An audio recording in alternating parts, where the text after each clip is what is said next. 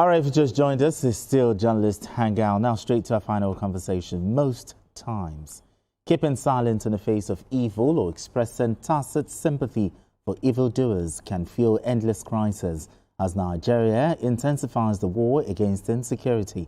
The Minister of Defense, retired General Christopher Musa, has warned Sheikh Gumi and others sympathetic to terrorists and bandits to stop their subversive endeavor.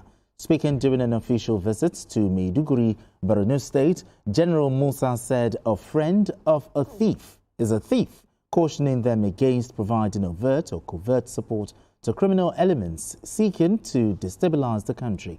The minister said those engaged in acts of terrorism and banditry did not represent any form of regional, ethnic or religious brotherhood.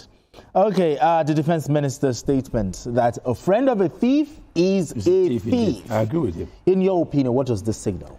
It means that they may be closing in on Sheikh Gumi because he's been talking for too long. He's been giving overt and covert support to criminalities. There was even a time that he was even comparing the Eastern, the IPOB and the bandits in the north.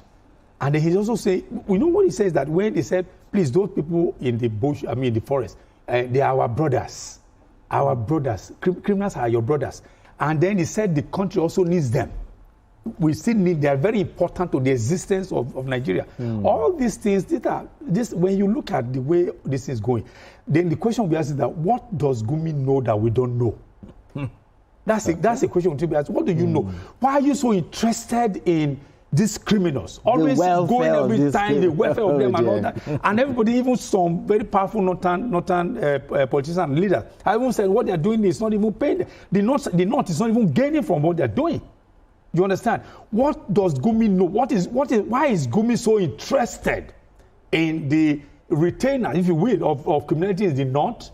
And also, okay, leave them there. Why is he calling him brother? That's why he said, if you say they are your brothers, it means that if a brother, a friend to a chief, is also a thief. That's aiding and abetting if you look at the technical word. But do you agree with the minister, that public sympathy for violent groups be treated as a matter of national security? Yes, and absolutely yes. So, before now, we've been conditioned to think that we are not initiated when it comes to security issues.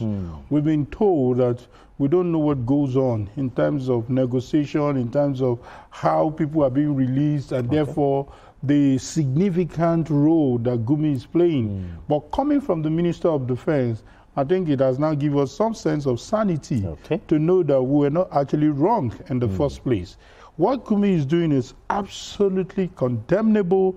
It is being condemned even by Saudi government. You remember that one of his trips was truncated because of the kind of public statements that he makes. So I even recall that when we discussed it, somebody jumped on us online and began to say that we don't know what we are saying. We know what we are saying. And what we are simply saying is what the Minister of Defense is saying is absolutely spot on. So, but we don't expect the Minister of Defense to just say it at an event. We expect him to match it with action. I know the Gumi is going to respond to this. Is he going to release some statement? But I think this is the high time we showed him that the power of the state is bigger than any individual, irrespective of who you are. Charles said something. Is there something Sheikh Gumi knows that we don't know? I almost said two. Because I really do not get that point. We don't want to get it again. The Minister of Defense should not, these words should not be mistaken, should not even be analyzed any further.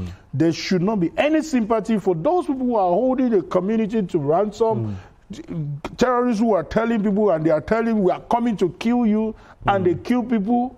Excuse me, even for killing a life, such a person does not deserve sympathy. The state should wield his big sticks. And Gumi is carrying on as if he's invincible. Because when you look at his very toxic statement and all that, it's as if, come catch me if you can. That kind of posture, that kind of persona. He's going to respond. That kind of persona. Come catch me if you can. But I will say what I'm saying. But I think as you said, I love what you said, that this is just not about, we should walk the talk.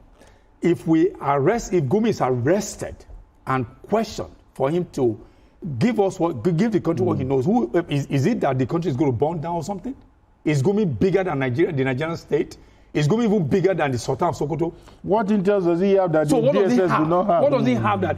So I think for now, if the security agencies, they know, maybe if they have even a modicum level of intelligence or so-called evidence to say that this guy maybe an accomplice or something, they should take him and then bring him in for questioning. But don't you think that it's not just Gumi that does this kind of statement? How about other influential? No, there may be people beating the drum in the bush. Exactly. You should go after those people. If you hold him, then question him, he may be able to not just some politicians who also, show support as if it's invisible.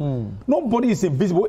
No single individual group can be more powerful than the government. Absolutely. Because the government that is there in place using the collective mandate of over 200 million people, you can't be greater than that. Absolutely. And is Gumi also happy that every time we are losing men and officers in the war front and all that?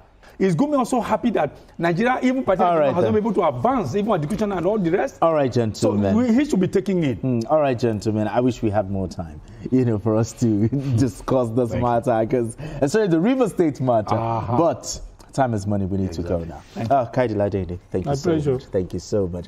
Beautiful outfits, the green. But I think it's Martin from the Eagles or something. And also, Charles Adele, thank you so much. For life.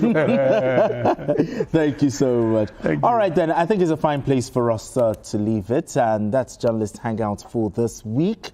A repeat version will be played by 11 o'clock this evening. My name is Benga Oreshegun. Thank you so much for joining us. And God bless Nigeria.